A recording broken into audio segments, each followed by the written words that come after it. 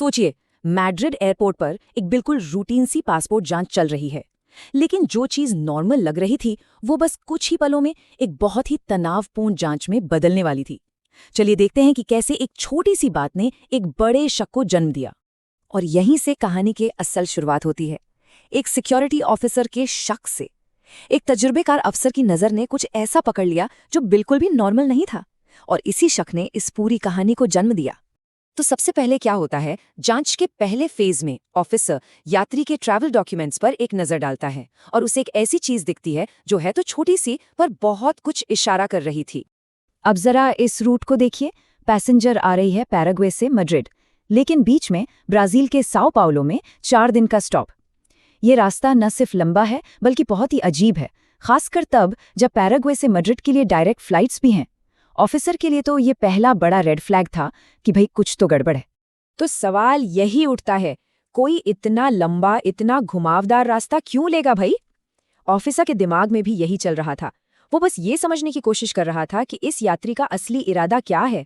जब यात्री से इस अजीबोगरीब रूट के बारे में पूछा गया तो उसका जवाब बड़ा ही सिंपल था, मुझे ये सस्ता पड़ा। सस्ता पड़ा, लेकिन क्या सच में कोई इतनी सी बचत के लिए अपने 4 दिन खराब करेगा? ऑफिसर को तो इस जवाब पर, आप जानते हैं, बिल्कुल भी यकीन नहीं हुआ। तो अब पूछताछ का अगला दौर शुरू होता है। ऑफिसर अब यात्री की कहानी में और गहराई से उतरने की कोशिश करता है और उसे एक के बाद एक कई झोल नजर आते हैं। और यहीं पर कहानी में पहला बड़ा ट्विस्ट आता है।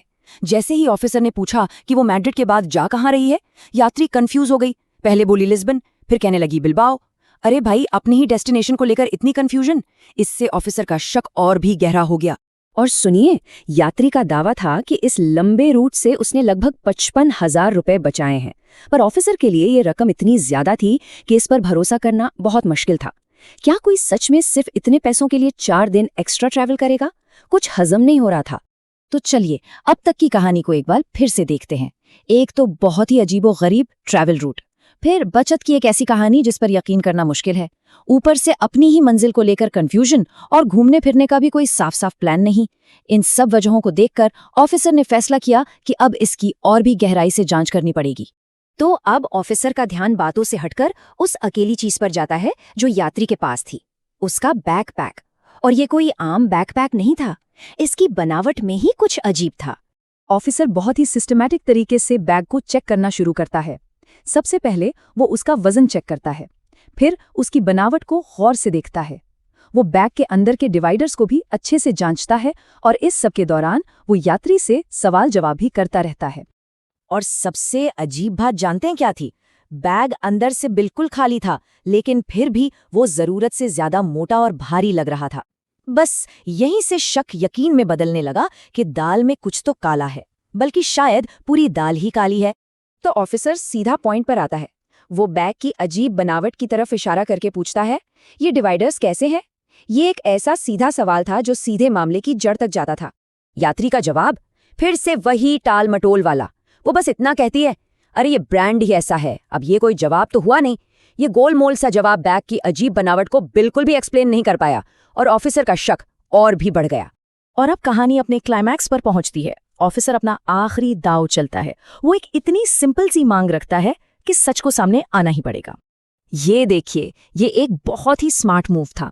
ऑफिसर कहता है, आप बस इसकी रसीद दिखा दीजिए, मैं आपको जाने दूंगा। ये एक सीधी साधी मांग है जिसने सारा का सारा प्रेशर वापस यात्री पर डाल दिया। भाई, अगर बैग नया है तो रसीद दिखाने में क्या हर्ज है? और यहीं पर समझ लीजिए खेल खत्म हो गया। यात्री का जवाब आता है, वो शायद कहीं खो गई है।